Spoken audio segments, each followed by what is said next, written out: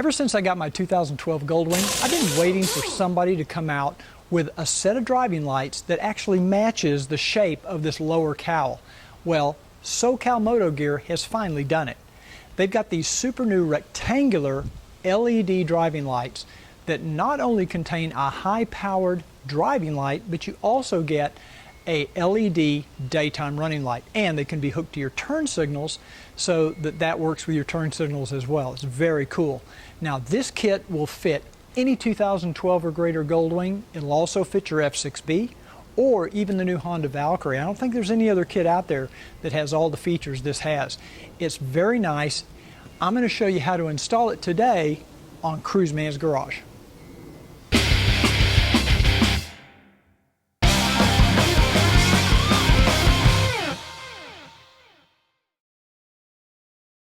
Today we're going to do an unboxing video of the new SoCal Moto Gear Pathfinder LEDs. These are their new rectangular LEDs for the 2012 plus Goldwing.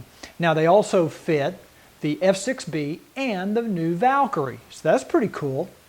I've been waiting for these for a long time because every other driving light, fog light that I've seen for the 2012 and above is kind of a hack.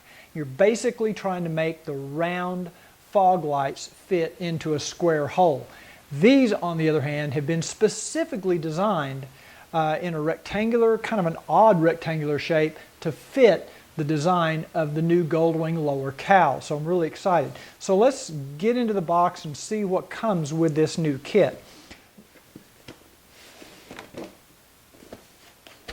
Okay, I'm going to open this up here. The first thing I see are some instructions, and everything is in English, and it's actually got some nice images, graphics to kind of indicate how to install the system. Very detailed instructions on the installation, which we'll be doing here in a little bit. Some protective foam, and then inside here's the actual light kit. There's two of the rectangular lights and some other hardware down here that I'm going to talk about. Now let's just open one of these up and take a look at it. It's in a plastic bag. I'll take that out. It's got a little protective, like a saran wrap type of thing over the lens. Now this is what the light looks like. You can see it's a rectangular shape. It's that kind of odd rectangular shape to fit the exact shape of the Goldwing cowl. Now it's already pre-mounted to a mounting bracket that we will use later to mount the system. You'll notice a heat sink on the back to dissipate the heat.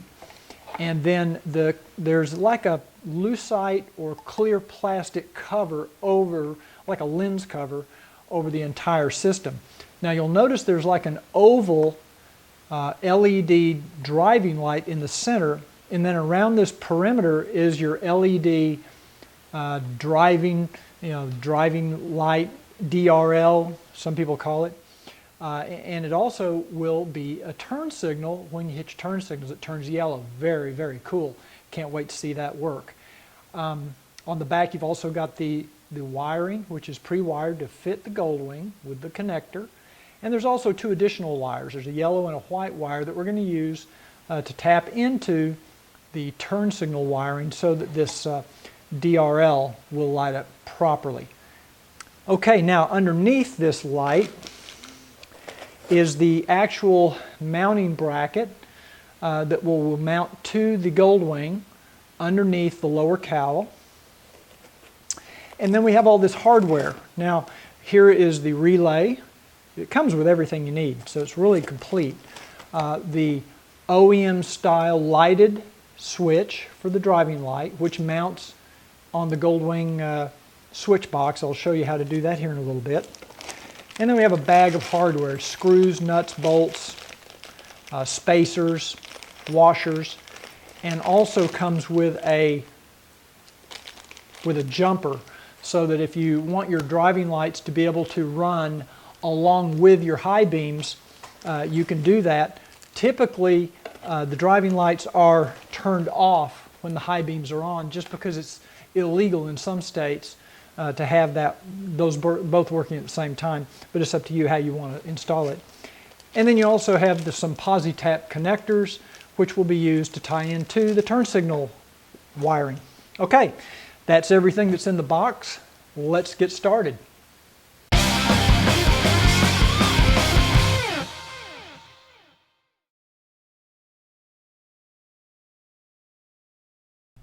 The tools needed for this job are a 5mm Allen wrench, an 8mm and 10mm socket, a ratchet or a socket driver, a Phillips screwdriver, a Dremel tool with a cutting wheel, and a small flat file.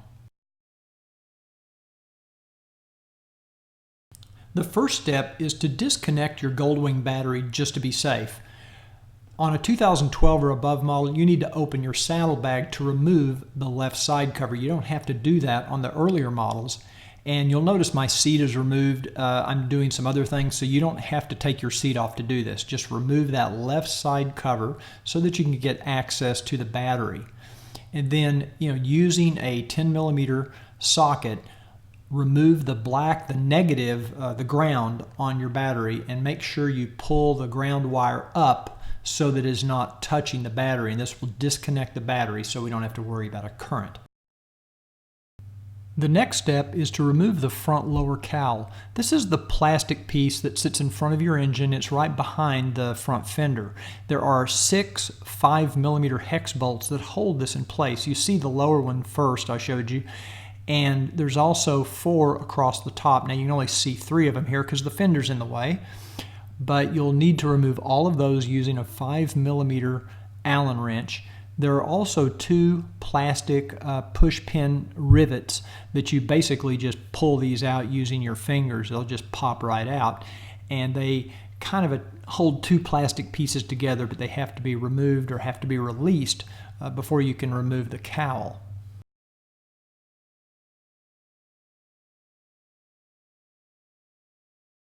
Now, as you remove these bolts, make sure you keep note of which ones go where, because there are 2 different sizes.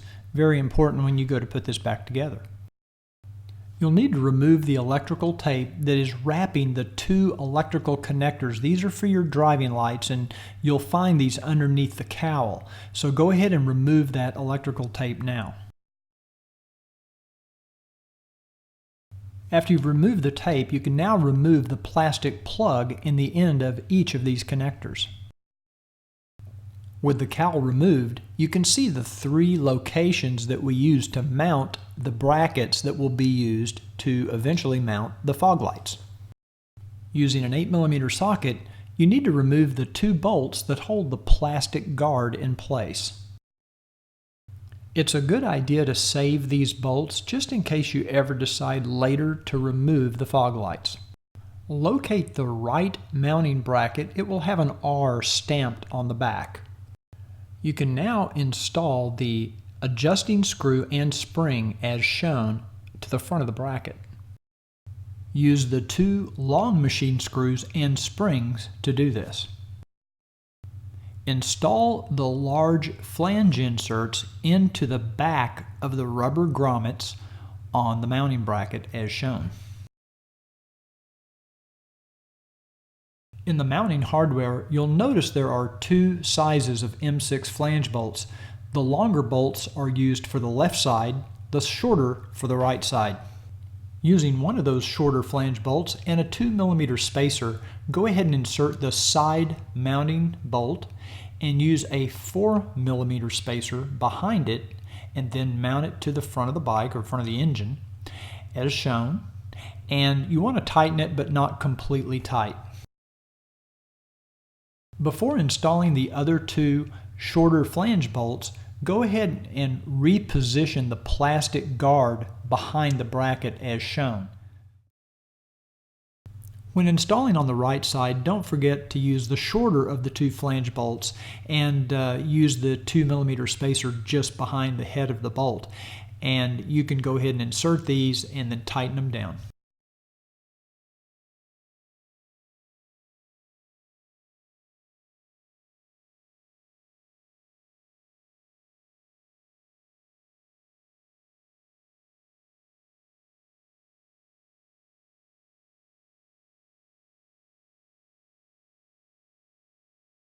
Now we're ready to install the right side fog lamp. Look for the lamp with the R stamped in the back of the mounting plate. Install those smaller flange inserts into the back of the rubber grommets on the rear of the mounting plate. Now we're ready to install the fog lamp on the mounting bracket.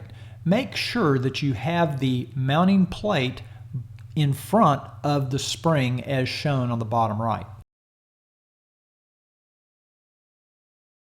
Use 2 of the smaller Phillips machine screws and a flat washer to secure the fog light to the mounting bracket.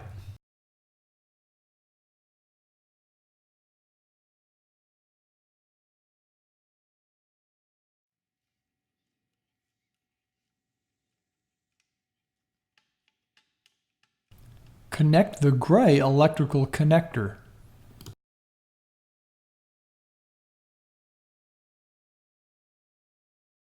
The process of installing the left-hand fog lamp is virtually identical to what we did on the right side.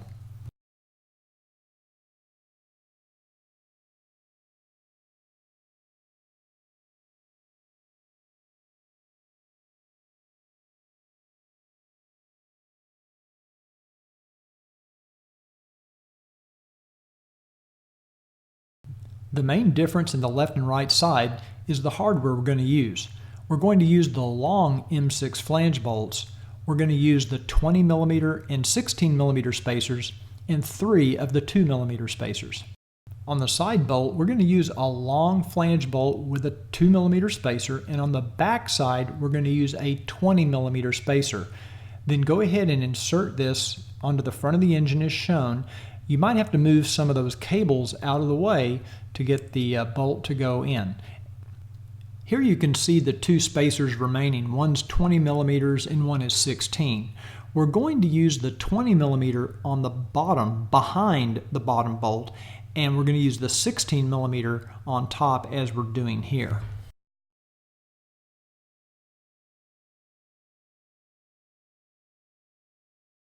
Now we're going to use the other 20mm spacer behind the bracket, in between the bracket and the plastic guard, and go ahead and insert that last bolt there and then tighten everything down.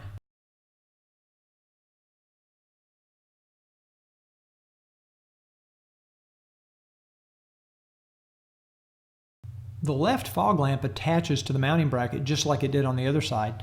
You're going to put the mounting plate in position, use the 2 smaller Phillips machine screws with flat washers to attach it and secure it to the mounting bracket.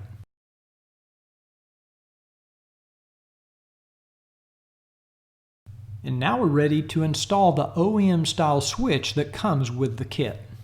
The switch will install next to the hazard button as shown in this picture. Let's go ahead and remove the left-hand trim piece from the shelter. Now on an earlier model Goldwing, this process will be a little different.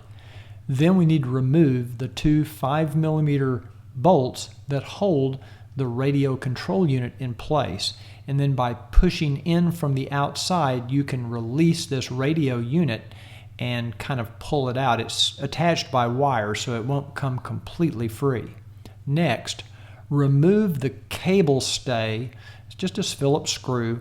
Go ahead and remove that, and then you can pry open the back, and there's some little slots, and if you use a flathead screwdriver, you can pry off that back piece comes off as shown. Now, by moving the cables out of the way, you can see where there's 2 little Phillips screws that hold that, I call it a blank, in place. It just is a kind of a placeholder for a switch. You remove those 2 screws, the blank will come out, and then you simply insert the OEM style switch in its place and use those same 2 Phillips screws to hold it in place. Next, you're going to want to locate the connector for the driving lights as shown here. Now it may be kind of buried down inside the shelter. It's inside of a group or a harness of other wires sometimes, and you'll find that connector. And this is what you're going to connect the wiring harness to. Now the wiring harness is part of what is connected to the relay.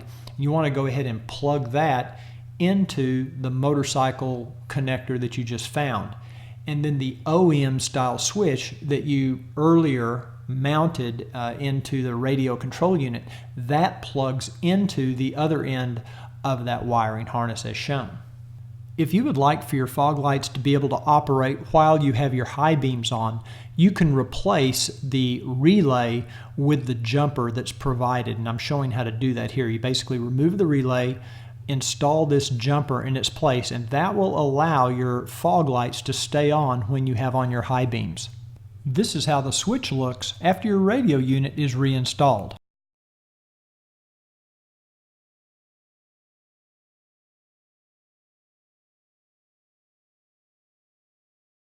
Now we're ready to connect the daytime running lamps and the turn signals, and we're going to run the yellow and white wire on each fog lamp up through the inner fairing, up into the turn signal housing on each side of the bike. Here you can kind of see the inner fairing just past the front forks, and I left the wire out so you can kind of see where it goes in front of the radiator.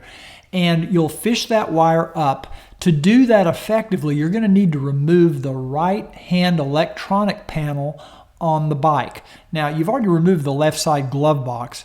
Now we're going to need to remove this right side electronics panel.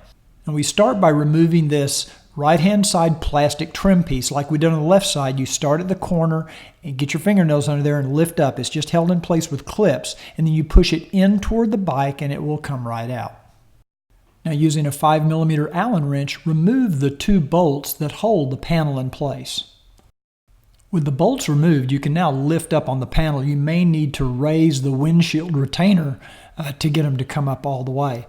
And you'll notice it's connected to a wire harness. You're going to pull that boot back, and using your finger, you can just unplug. You kind of pull back on the gray part toward you, and it will flip out of the way, and you can unplug that and set it off to the side. Now we need to remove or release the rubber boot from around the rear view mirror housing. And you basically just pull these little tabs out and it should fall out. And then you can push the mirror down and forward and it will kind of swing out of the way. And you may actually be able to get to all the wires you need without removing the mirror housing. However, if you do need to remove the mirror housing, it's held in place with 4 screws shown here. I removed mine on the right side just to show you how it's done, but I'm actually able to get to all the wires without doing it. On the right side mirror, we're looking for a light blue wire and a light blue wire with a white stripe. Now, on mine, you'll see a couple of blue connectors. Ignore those because those are for some other accessories that I had installed. Feed the yellow and white wires up through the shelter into the mirror housing as shown. Use the PosiTap connectors to tap into the light blue wire and the light blue wire with a white stripe as shown.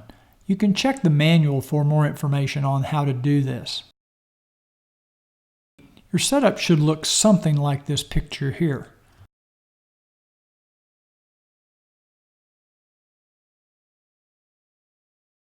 Now simply repeat the process on the left side of the bike, following the same steps, but make note of the different wire colors on the left side.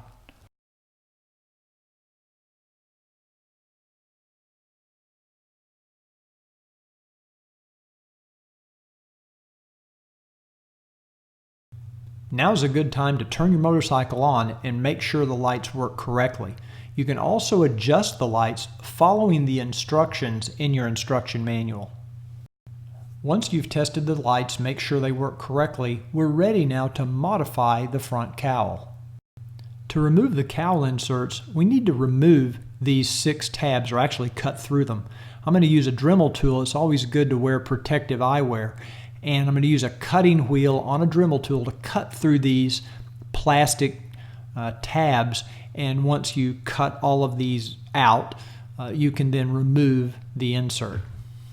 I used a small flat file to smooth out some of the rough edges. Now that I've had the opportunity to ride with these new SoCal Moto Gear rectangular fog lamps for a few days, I'm convinced these are the best ones I've ever tried.